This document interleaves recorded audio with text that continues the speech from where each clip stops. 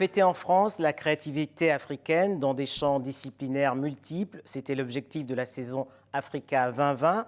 Ces regards croisés entre l'Afrique et la France s'inscrivent dans le partenariat renouvelé que souhaite la France avec le continent.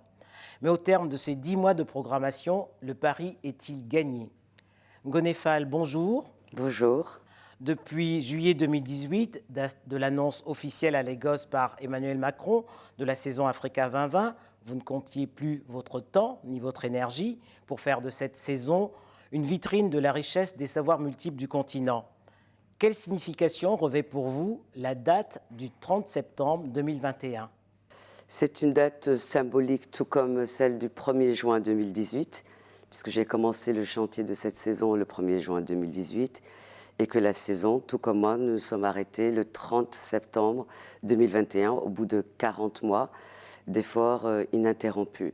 C'est un symbole parce que c'est une page qui se tourne dans ma vie personnelle et professionnelle, mais c'est aussi un nouveau chapitre qui va s'ouvrir, pas seulement par rapport à la saison, mais par rapport à un courant, un mouvement panafricain de penseurs, de créateurs, d'activistes, qui en fait, depuis des décennies, on peut dire même des siècles, impacte et inspire des communautés sur tous les continents. Donc la saison Africa 2020 est une sorte de momentum, mais ça part d'un héritage et ça a aussi vocation à passer le relais aux générations futures.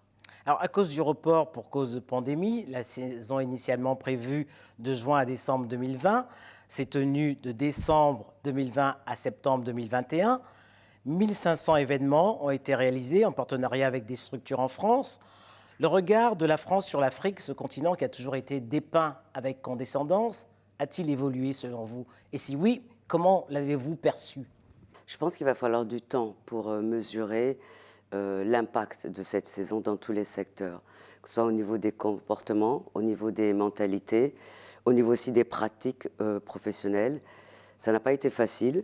J'ai fait preuve de beaucoup de pédagogie et de compassion vis-à-vis de mes interlocuteurs qui avaient du mal à comprendre qu'il ne s'agissait pas d'une saison où il fallait célébrer l'Afrique, mais d'une saison où il fallait avoir l'humilité et l'intelligence d'écouter, de regarder et de comprendre comment la société civile du continent africain abordait ce 21e siècle à travers 13 grands enjeux. Donc je pense que ça va prendre du temps. Deux choses vous tenez particulièrement à cœur dans cette saison, ce sont les Focus Femmes, il y en a eu 30, ainsi que les projets pédagogiques, il y en a eu 300 si je ne m'abuse. Quelles leçons vous avez tirées de ces échanges et est-ce que le désir d'Afrique a-t-il été suscité? Alors les Focus Femmes, ça me semblait important. De toute façon, tous les opérateurs africains, puisqu'il y en a plus de 489 qui ont porté des projets en partant justement de ces questions de société, sont déjà dans une dynamique où il y a une forte attention justement aux équilibres, ne pas avoir trop d'hommes dans des projets. Mais je voulais justement, par rapport à cette population qui représente plus de la moitié d'un continent qui en compte plus d'1,3 milliard, qui est une sorte de sous-programme, donc d'où ce Focus Femmes dans les arts, les sciences et l'entrepreneuriat. Ça me semblait extrêmement important qu'on puisse entendre justement ces femmes qu'on ne voit pas souvent, qu'on n'entend pas souvent, et dédier ce volet à Olabisi Obafunke Silva, qui était une grande militante féministe nigériane. Le volet éducation, la saison, en fait, le point de départ de cette saison, c'est la diffusion des connaissances. Et je voulais que cette saison, en fait, je l'ai conçue comme une plateforme collaborative de production, de diffusion, de savoir, d'idées et de pensées. Et c'est dans cet esprit qu'on est allé chercher le ministère de l'Éducation nationale, de la jeunesse et des sports en France pour ensemble mettre en place un dispositif pédagogique.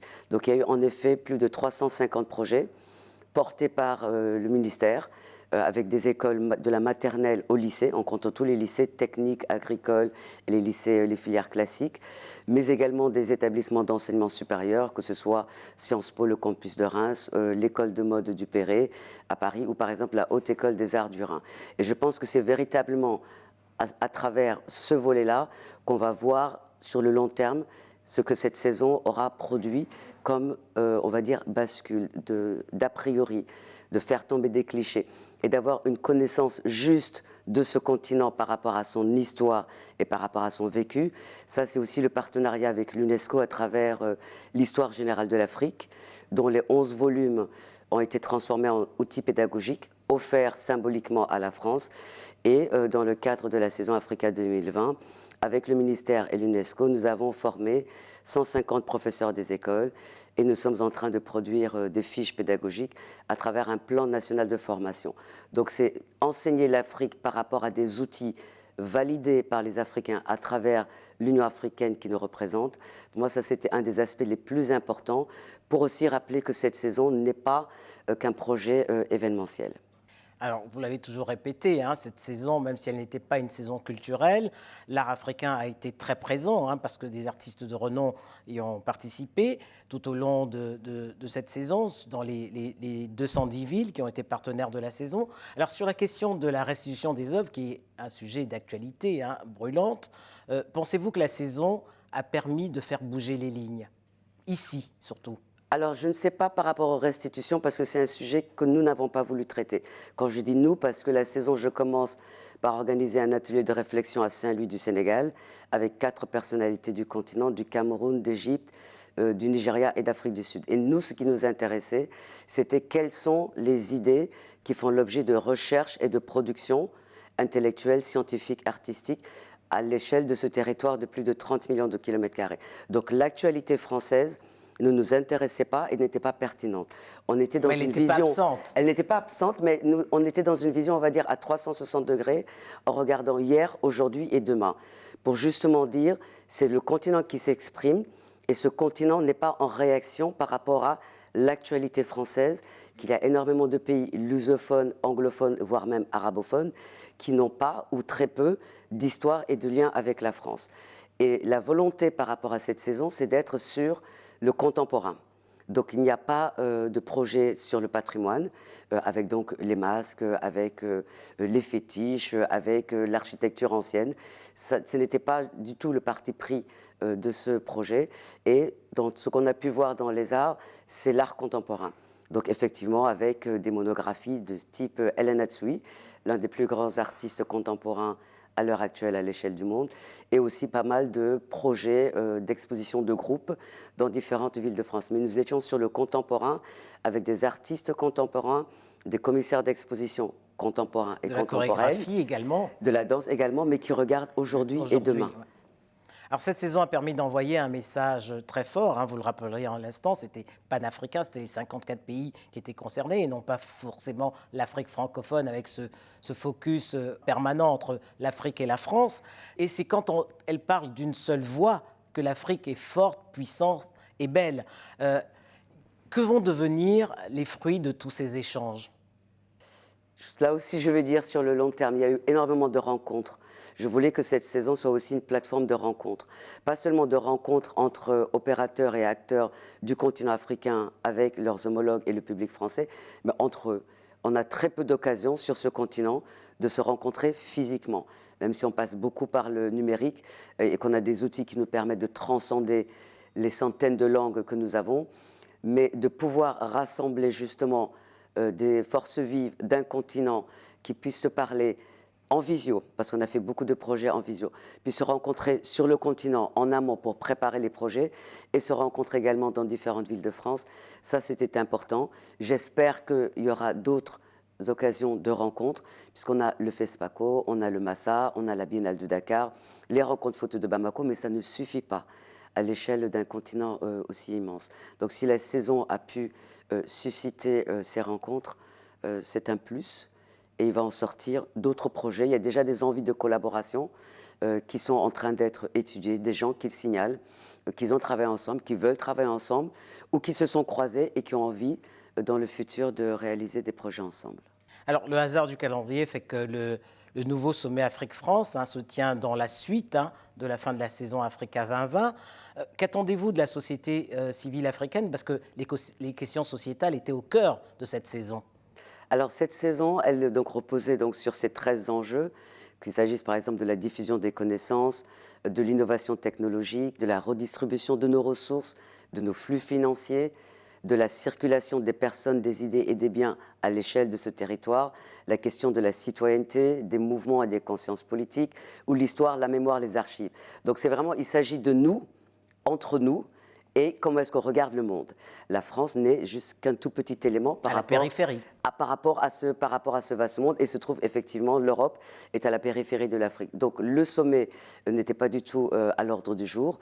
Le hasard du calendrier fait que ça se suit. C'était géré par une équipe totalement différente au Quai d'Orsay. Je ne sais absolument pas ce qui va s'y passer.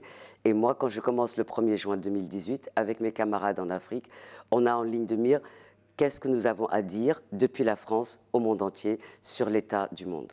Alors quel message justement cette Afrique envoie au monde entier? Beaucoup de messages d'inspiration, des leçons aussi d'immunité. Moi, ce qui m'a le plus touchée, c'est par exemple d'avoir une exposition en rencontre photo d'Arles sur le soulèvement au Soudan par les protagonistes de ce soulèvement et de ce sitting, qui sont également des photographes. Donc il y avait 8 jeunes photographes soudanais qui sont venus à Arles, qui ont organisé une table ronde pour parler de cette expérience et de cet élan populaire national. Je pense qu'il n'y avait pas plus bel exemple d'engagement citoyen, de courage, de détermination et de comment est-ce qu'on met en place un système démocratique sans passer par une guerre civile et des bains de sang. Donc ce sont ce type de projets que je recherchais au départ et les partenaires sur le continent, les opérateurs l'ont bien compris. Et donc c'est cette dynamique-là et d'avoir appris les uns des autres, parce qu'on a des partenaires qui ont travaillé quand même pendant plusieurs mois, parfois pendant 2 ans. Et donc je sais qu'il y a des partenaires en France et des partenaires dans différents pays du continent qui ont énormément appris des uns des autres et qui ont envie d'aller plus loin. Avec Africa 2020, des sillons ont été tracés pour bâtir un nouveau monde, a dit Emmanuel Macron. 40 mois plus tard, est-ce que vous êtes aussi optimiste que lui? Je ne dirais pas pour bâtir un nouveau monde, parce que le monde dans lequel on est, c'est ce que j'expliquais l'autre soir, nous en sommes les héritiers, mais également les artisans. On aura le monde que l'on veut, ou la société, ou les sociétés que l'on veut, ça dépend de nous. C'est ce que j'ai cherché à montrer dans ce projet, quels sont justement ces agents du changement qui essayent et qui parfois arrivent à faire bouger les lignes.